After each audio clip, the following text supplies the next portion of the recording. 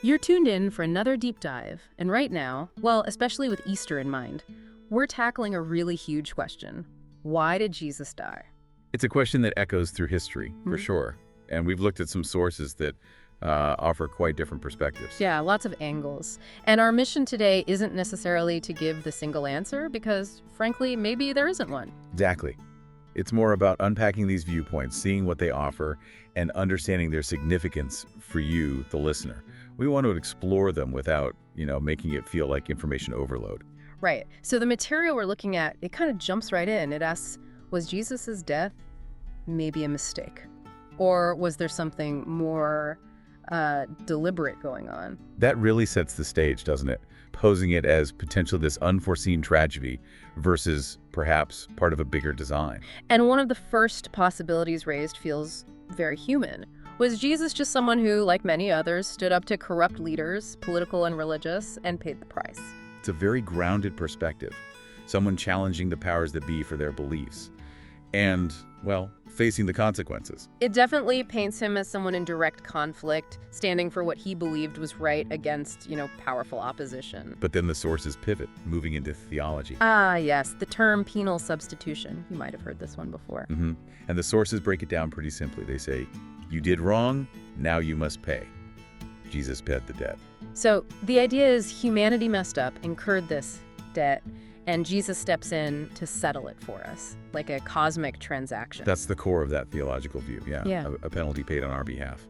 But the exploration goes further. It does. It talks about Jesus ushering in a new kind of reality, a new spiritual domain, or the kingdom of God. What does that actually mean? Well, the thinking here is that his death wasn't just about, say, individual forgiveness. It was the event that actually started this new spiritual era, this new way of relating to God. Like his death was the trigger, the catalyst for it. Precisely.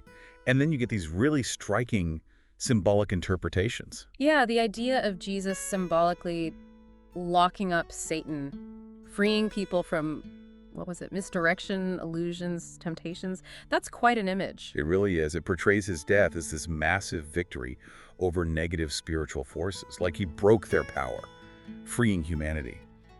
A rescue mission on a cosmic scale. And the sources even ask something that might make you pause. Did Jesus actually lack the power to stop his own death? Right. It forces you to think about the nature of his power. Was it absolute? Or did he operate within human limits? Just asking the question makes you consider his choices, his mission, in a different light. Absolutely.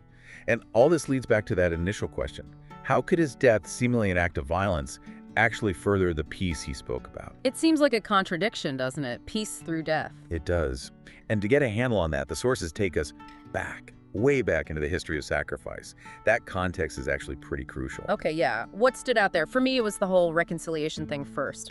Ah, yes. You couldn't just show up with an offering. You had to, go make things right with the person you wronged before the sacrifice. That's such a key point. It wasn't just transactional, it was relational. Repairing bonds between people and God. Feels very relevant today, honestly. Yeah. Making amends first. This timeless wisdom, really. Yeah. Then, the sources point to this big shift with Abraham. Right, where human sacrifice becomes unacceptable, off the table. And instead, you see animal substitution, a goat, for instance, which the text points out is, in itself, an early kind of penal substitution. So the principle of substitution is there, but with a clear ethical line drawn, human life is sacred. Exactly. And that sets the stage for the later practices in the temple in Jerusalem. Which became this central place for a whole system of sacrifices, right, run by the priests. A very organized system. Different offerings, animals, grain, money for different reasons, atoning for breaking commandments, showing thankfulness. It sounds incredibly structured, a way to manage their relationship with God, covering all bases almost, specific offerings for specific things like accidental sins or just saying thanks. Yes, a comprehensive framework.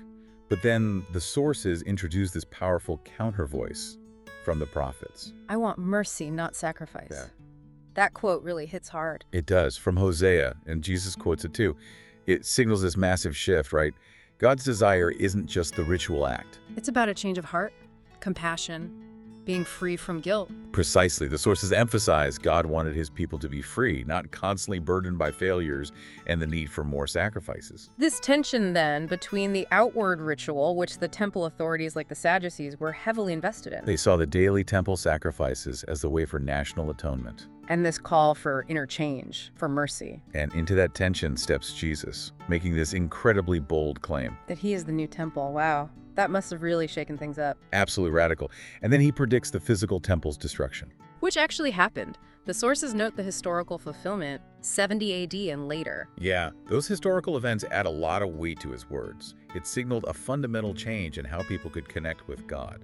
Because Jesus was teaching that forgiveness was now accessible directly. Yes. No need for the priests as intermediaries, no need for the physical temple building, no need for the animal sacrifices. Just reconcile with others and ask God directly. That seems to be the message. The truth will set you free, as John's Gospel puts it. It's about empowering the individual. So it shifts the focus from external acts to internal transformation and that direct line to God. And the sources link this directly to living like Jesus taught, which leads to freedom from guilt, better relationships, a truly fulfilled life. Okay, so the picture building here is that Jesus came to end that whole system of sacrifice, to set people free. That seems to be a central thread. But then there's that interesting point about Jesus' own power, his agency. Right, his apostles were armed at one point, ready to defend him. It shows he wasn't just passively swept along. He had followers ready to fight. But he chose not to. He knew about Judas, even told him to get on with it, and told his followers to put their swords away. Exactly. So the argument presented is his death wasn't an accident, not because he was overpowered. It was a conscious choice. A deliberate act. Yeah. To achieve something specific. Yes. To end the need for sacrifice, to break the power of wrongdoing, maybe even dismantle what the sources call Satan's spell or influence. So his death becomes a victory. That's how this interpretation frames it. By choosing it, he symbolically defanged those negative forces, broke the chains of guilt and fear of death that held people captive. Hebrews talks about destroying the one who holds the power of death. Liberating people. Yes. So he's not the victim in this view, he's the victor, triumphing over corrupt power, temptation, guilt, the whole sacrificial system. And that triumph is what brings the peace and light load he talked about, enabling people to flourish. That's the connection the sources make. It leads to an abundant life, freed from those burdens. It's a powerful message of freedom, really. Freedom from old ways, from guilt, freedom to live differently. That's the core takeaway, this profound sense of liberation. Definitely gives us a lot to chew on regarding Jesus' death. Which brings us to a final thought for you, our listeners. The source material mentions this idea of probability space.